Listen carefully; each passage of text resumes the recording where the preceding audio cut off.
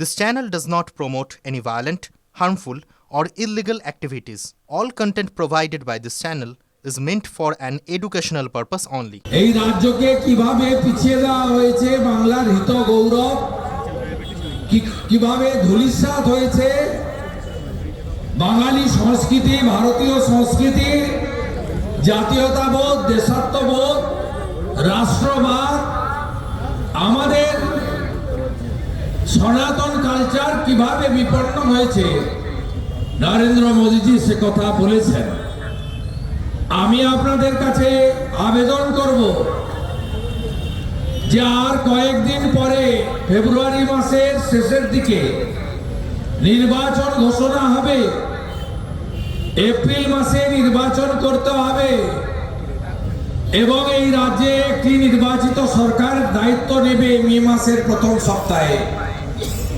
আপনারা রাজ্যে পরিবর্তন আনুন। কেন পরিবর্তন আনবেন? মমতা ব্যানার্জির নেতৃত্বকালে টাটার সিঙ্গুরের কারখানা সহ মোট ৬,৮৮৮টা কারখানা তাড়িয়ে দেওয়া হয়েছে পশ্চিমবঙ্গ থেকে। কেন পরিবর্তন আনবেন? সরকারি শিক্ষা ব্যবস্থাকে ধ্বংস করে দেওয়া হয়েছে। ৮,২০০ বিদ্যালয় বন্ধ হয়েছে। কেউ সরকারি বিদ্যালয় যায় না, সবাই সেন্ট্রাল বোর্ডের স্কুলে ভর্তি হচ্ছে। তাই শিক্ষা ব্যবস্থার বিপর্যয় ঘটেছে। কোথাও কোনো চাকরি নেই পশ্চিমবঙ্গে। শেষ এসএসসির পরীক্ষা হয়েছিল 15 সালে, পিএসসি 17 সালে। নারীর নিরাপত্তা নেই আরজিকর থেকে দুর্গাপুর আইকিউ সিটি।